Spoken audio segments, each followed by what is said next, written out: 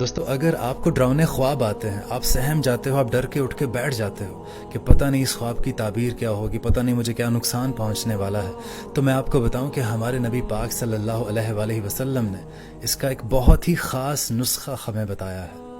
آپ صلی اللہ علیہ وسلم نے ارشاد فرمایا کہ اس شخص کو چاہیے کہ وہ یہ 3 باتوں پر عمل کرے، اس کا خواب اس کو کوئی نقصان نہیں پہنچائے گا۔ پہلی بات، اگر آپ نے کوئی ڈرانا خواب دیکھا ہے تو آپ کو چاہیے کہ آپ اپنی بائیں جانب 3 دفعہ تھوک دیں۔ تھوکنا لازمی نہیں ہے، آپ زبان سے ہی تھو تھو کر سکتے ہیں 3 مرتبہ، اور 3 مرتبہ اس شخص کو اعوذ باللہ پڑھنی چاہیے، اور اس ڈرانے خواب کو کسی بھی انسان سے ڈسکس نہیں کرنا چاہیے، تو انشاءاللہ تعالیٰ وہ خواب اس کو کوئی نقصان نہیں پہنچائے گا۔ اور یہ ہمارے نبی پاک کا نسخہ ہے۔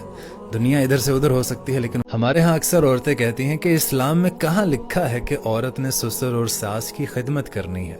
میں انہیں کہتا ہوں کہ بالکل آپ ٹھیک کہہ رہی ہیں، کہیں نہیں لکھا، لیکن جو اسلام میں لکھا ہے آپ اس پر عمل کر لیجئے۔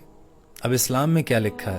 ہمارے نبی پاک صلی اللہ علیہ وسلم نے ارشاد فرمایا کہ اللہ کے بعد اگر کسی کو سجدہ کرنے کا میں کہتا تو عورت سے کہتا کہ اپنے شوہر کو سجدہ کرے۔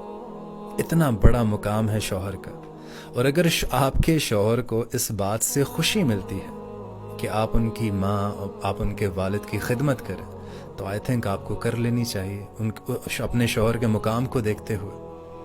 اب کیوں کرنی چاہیے ایک اور وجہ بھی بتا دیتا ہوں آپ کو۔ اسلام میں یہ بھی لکھا ہے کہ ایک دفعہ ایک عورت ہمارے نبی پاک صلی اللہ علیہ وسلم کی خدمت میں حاضر ہوئی اور عرض کرنے لگی کہ یا رسول اللہ، میرا کچھ دنوں میں نکاح ہے، مجھے کوئی نصیحت فرمائیے اور مجھے بتائیے کہ میرے شوہر کا مجھ پر کیا حق ہے۔